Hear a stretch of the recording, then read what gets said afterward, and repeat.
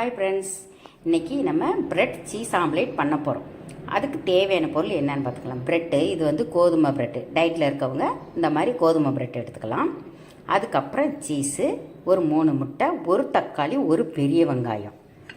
அதுக்கப்புறம் ஒரு 1/4 டீஸ்பூன் மிளகாய்த்தூள், 1/4 டீஸ்பூன் மஞ்சத்தூள், மல்லித்தூள் வந்து ஒரு 1/2 டீஸ்பூன், சிக்கன் மசாலா வந்து அது ஒரு 1/2 டீஸ்பூன் வச்சுருக்கேன். காரமாக உங்கள் விருப்பத்துக்கு ஏற்ற மாதிரி வச்சுக்கோங்க. இப்போ நான் ஒரு வெங்காயம், ஒரு தக்காளி கட் பண்ணி வச்சுருக்கேன். இதுக்கப்புறம் இந்த எடுத்து வச்ச தூளெல்லாம் போட்டுருங்க.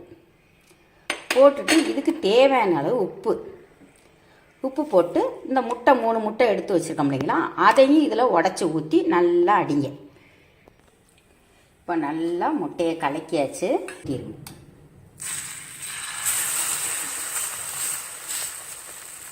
சிம்மில் வச்சு வேக வைங்க.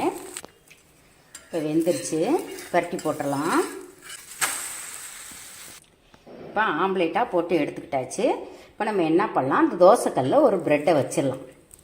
இந்த சீஸை அது மேலே வச்சிடணும். சீஸை அப்படி ப்ரெட்டு மேலே வச்சிடணும். வச்சுட்டு இதுக்கப்புறம் நம்ம என்ன பண்ணணும், இந்த ஆம்லேட்டை வச்சிடணும்.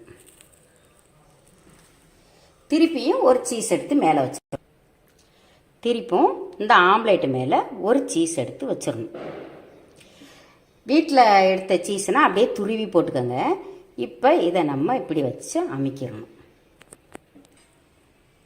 இப்படி பெரட்டி இந்த கரண்டியை வச்சு லேசாக அப்படி அமுக்கி விடணும்.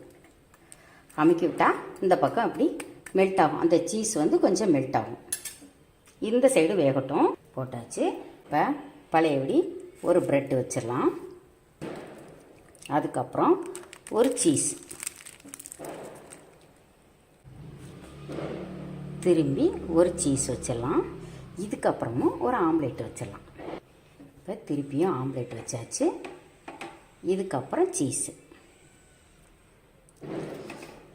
இதுக்கப்புறம் இந்த ப்ரெட்டு இப்படி வச்சு லைட்டாக இப்படி கைட்டை அமுத்தி விடுங்க.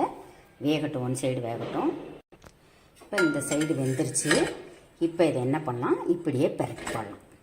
இப்போ இதை எடுத்துடலாம். ஸ்டவ் ஆஃப் பண்ணிவிட்டு எடுத்துடலாம். எடுத்து ஒரு பிளேட்டில் மாற்றி வச்சிடலாம். இப்போ ஒரு பிளேட்டில் எடுத்து வச்சாச்சு. பாருங்கள் எப்படி லேயர் லேயராக இருக்குன்னு. இப்படியே எடுத்து இப்படியே பிடிச்சிட்டு அப்படியே கடித்து சாப்பிட்லாம். இல்லைன்னா கட் பண்ணி சாப்பிட்லாம். இருங்க, ஒன்று நான் கட் பண்ணி காட்டுறேன். இப்போ கட் பண்ணியாச்சு. பாருங்கள், பார்க்குறதுக்கே எவ்வளோ அழகாக இருக்குன்னு.